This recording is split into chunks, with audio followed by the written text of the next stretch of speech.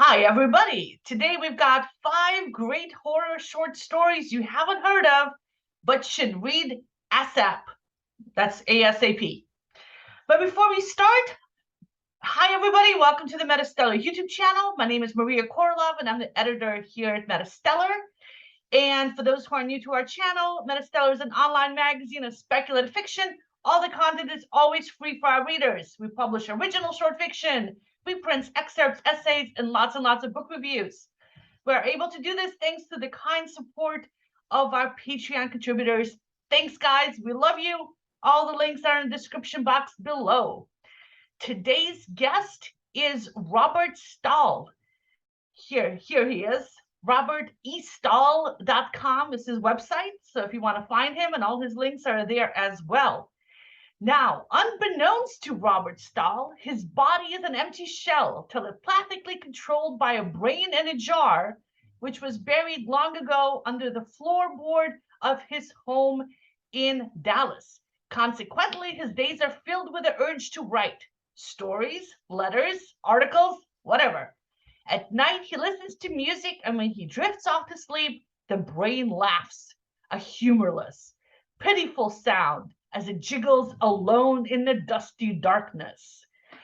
But if you lost track, all the links are going to be in the description box below.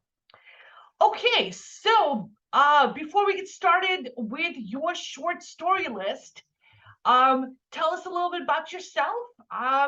Tell us about the kind of horror writing that you write.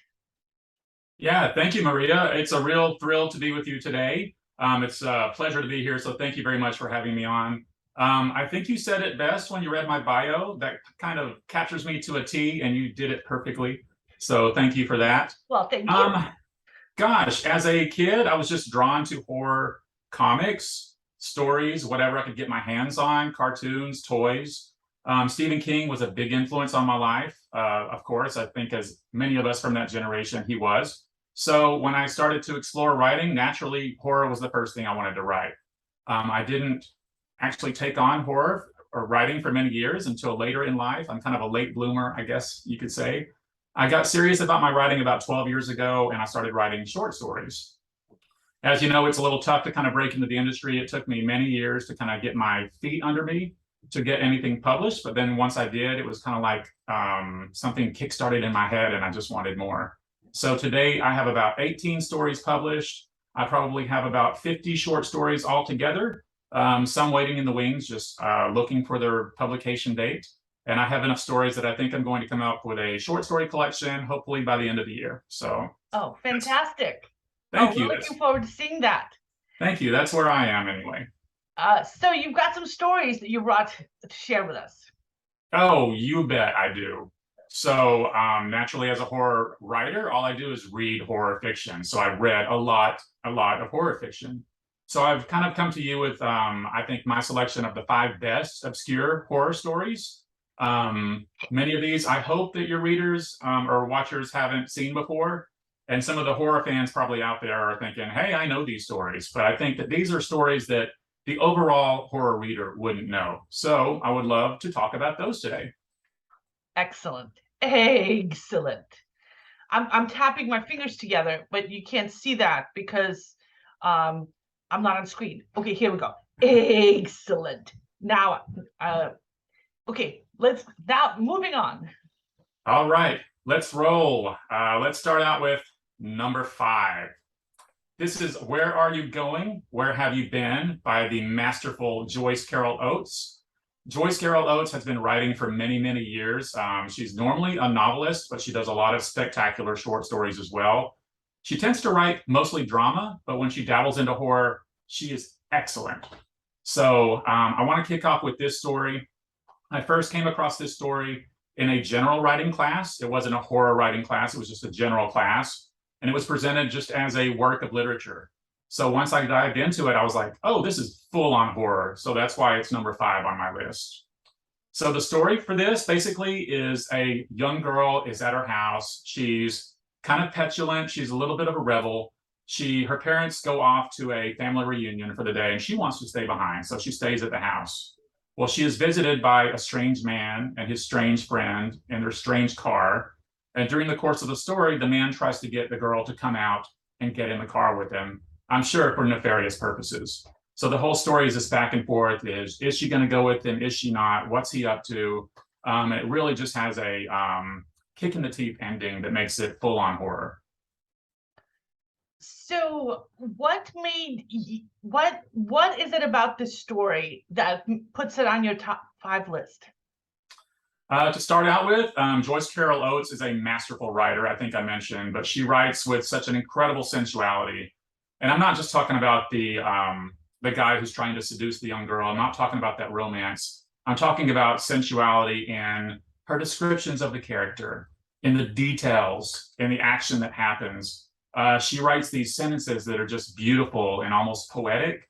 So to see that level of artistry, I think, brought to a horror story just really caught my attention to start out with. Number 2, this villain, his name is Arnold Friend, is such a creepy, weird character. So he shows up, and at first the girl doesn't know anything's wrong with him. I think we, the reader, do, because we can see things that she can't. And so she starts to fall for his flattery. He's older than her, she's 15, so she kind of falls for his shtick a little bit. But by the end of it, she realizes that, oh yeah, this guy wants to kill me. And so I think there's some really good tension in that back and forth. The last thing is that this was based on a real story. So there was a real serial killer back in the 60s that Joyce Carol Oates based this story on. So I think it was just her way of exploring, how the hell did this happen? How did this guy manage to seduce and kill 3 women in Arizona back in the 60s? It's kind of an oldie for you younger readers. There might be some references that you don't understand, but my God, this is one hell of a story, and I suggest you check it out. So where can people find it? This is in Joyce Carol Oates's short story collection here. You can also find it, don't tell anybody I told you. If you Google it online, you can probably find a PDF of it somewhere because it's such a classic. So you can probably find it for free. So we're gonna put the links to the legal stuff in the description box below. The other stuff, we'll leave that exercise up to the reader. Okay. So, and you've got some more stories for us. Oh, you bet. Do I ever? Yeah, let's move to number 4. This is number 4 on my list today. This is Any Corpse by a writer named Brian Evenson. He is a kind of newer writer to me. I just discovered him a few years ago. He's very well regarded in the horror community. I have read one of his books. I didn't quite connect to it so much, but man, I connected to this story like crazy. Kind of the story in short is we're introduced to this apocalyptic landscape. There are people living in caves, desperately surviving. And there are these entities called the Furnishers out in the fields, kind of controlling, I think, life forms on this planet Earth or wherever we are. During the course of the story, there is interplay between the people in the caves and these Furnishers, these beings. And I think the beauty of this story is just in the interplay between them. So why does this story belong on your list? It's just a crazy, awesome story. To begin with, the first thing we see is it's raining meat. Just meat is falling from the sky. Okay. Spotting the planes. So yeah, okay. I can see that as being an unusual beginning, yeah. Yeah, that just grabs your attention. So once you are in that far, you're trying to figure out, okay, why is there meat? Well, they never explain that. But another reason the story is great is because of these beings called the Furnishers. We don't know who they are. We don't know if they're aliens or robots. We get the feeling that there's some kind of robotic entity, but they're very dangerous. But the downside to them is that they're also kind of idiots. So they're just patrolling this area. They're kind of stupid, and yet they have the upper hand. So basically, these people are trying to survive in this environment. There's some kind of weird, mystical Scientology or some kind of metaphysical stuff going on. The people in the caves are able to resuscitate corpses, hence the name Any Corpse. So there's some weird stuff going on. And it leaves you with this just kick in the teeth ending that really stands out in horror. All right. Okay, what's next? Next, one of my all-time favorites from one of my all-time favorite writers. I had to have something from Stephen King in here, of course. This one goes way back. I read this probably as a 17-year-old. I'm dating myself here. But Stephen King is on fire in this story. It's called The Raft. I first read it in his collection, Skeleton Crew, but I think it's also available in other places as well. And maybe you can find it if you Google it also for free. The story here, it was these four teenagers, four friends. It's the last day of fall. It's basically about to be winter. They're tired of school, so they decide to get together. They all get drunk, and they drive out to this lake in the middle of nowhere, you know, like kids do. And they decide to sort of go semi skinny dipping. And so they jump in the water and they swim out to this raft and get on this raft. Well, as soon as they get up on this raft, they see this oil slick on the water, kind of circling them. And it's very clear soon that the oil slick has a mind of its own. It's sentient, and it's after them. What we realize is that it's a monster, some kind of weird oil slick monster, and it wants to eat them. So they're trapped on the raft. It's a great story.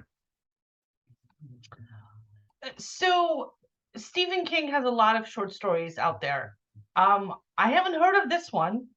What makes this one of the best short stories ever, in your opinion? I just think I read it at a time of my life where I was a lot more impressionable. Now I'm a little jaded. I've read so much horror that nothing really gets to me. But I read this at a younger age, and it just really got me. I think it's because I was about the same age as the protagonist. But there's such an incredible degree of tension in this story. For one, you have these kids. They swim out to this raft, right? It's the last day of fall, so it's cold. They're basically in their skivvies on this raft, and they're trapped. They want to get off the raft and get back on land away from this monster. So there's that element. The teenagers, being teenagers, naturally have tension with each other. There's a jock and kind of a geek. There's the two hot girls. And so there's kind of a rivalry between the guys. And just by the end of the story, there's pure chaos between the four of them. And it's just beautiful tension that keeps you gripped all the way through. Another reason is this creature. It's not the scariest creature you could think of. It's an oil slick, right? What's scary about that? But it has its own mind. It has its own kind of powers to mesmerize them. And when it eats them, when it begins to attack them, it's some of the most gruesome fiction I think I've ever read. So for horror readers that want to just go and get disgusted and see all the blood and the guts, it's in that story right there. So do you think they're going to make a movie of it? Have they? They have. They made a short film, I think back in the 90s. It was in the first Creep Show. All right. Which I think... I don't suppose you have a link to that as well. We can find you one, Maria, I bet. All right. If we do, we're going to add it to the description box below. Yeah, I think Stephen King may have produced that film, if I'm not mistaken. So yeah, his fingerprints are all over it. All right. And what's your number one top horror short story that we don't know of, but we should be reading? Well, I'm going to tell you, except we're on number 4. I'm sorry, we're on number 2.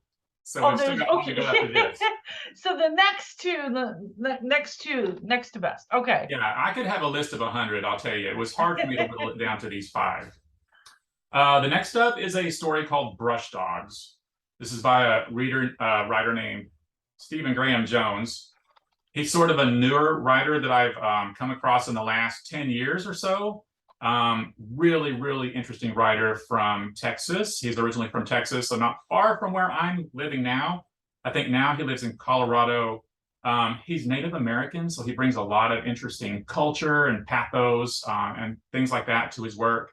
I've met him. He's a super nice guy. He's actually one of my writing heroes right now, as I'm sure he is for a lot of horror writers. But this story is called Brushdogs. There is something just emotionally perfect about this horror story.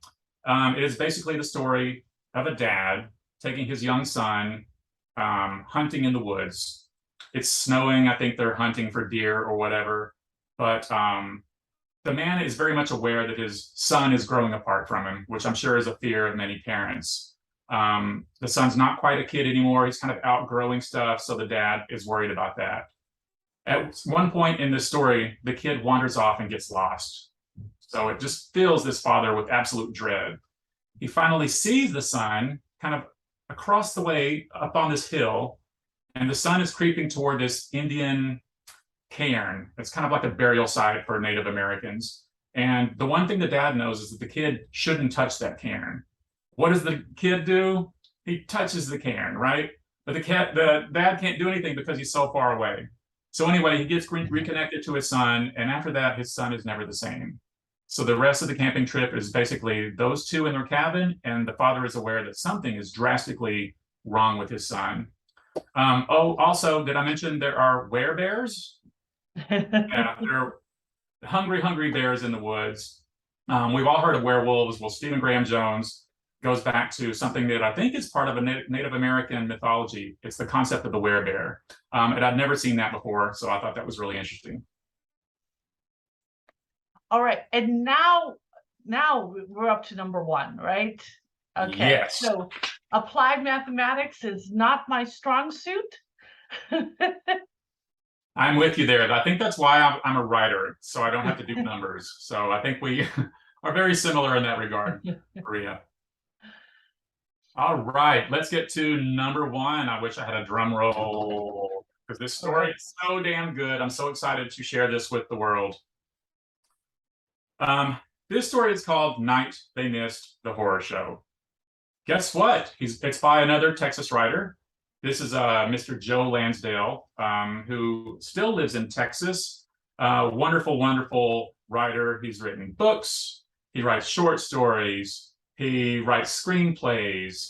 He writes comic books. He writes the scripts for cartoons. This man is all over the place. This was the first work of his that I ever read. And man, did it absolutely knock my socks off.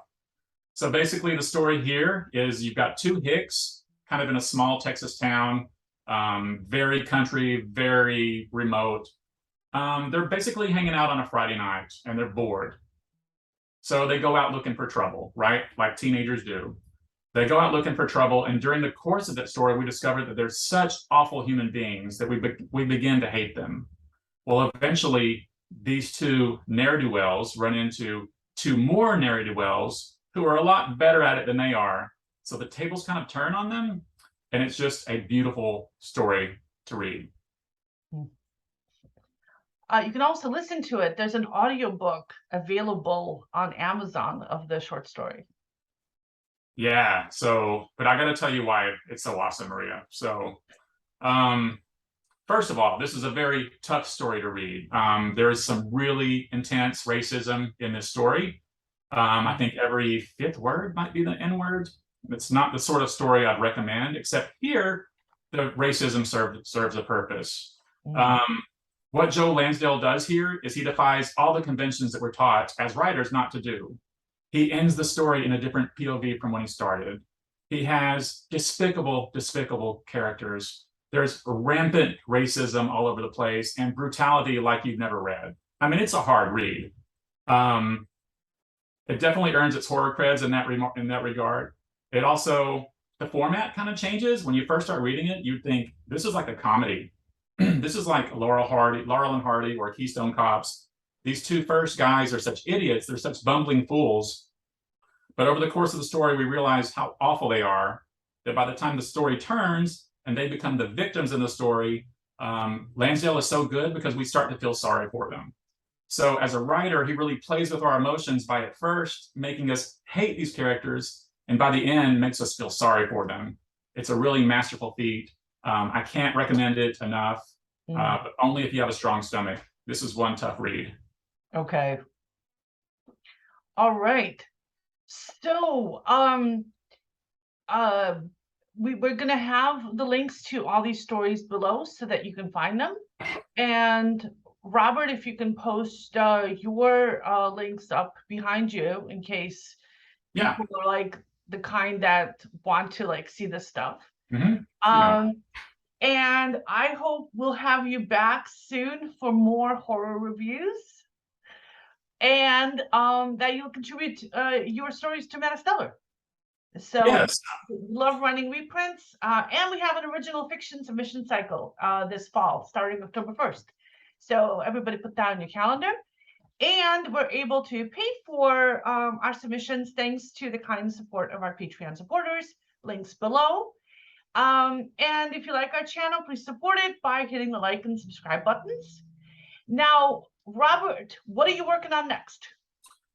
Well, I'm still working on cranking out more short stories. My goal for the end of the year is to get those short stories collected in a book that people can find and buy. So hopefully I'll have that out, hopefully by the end of the year or in January.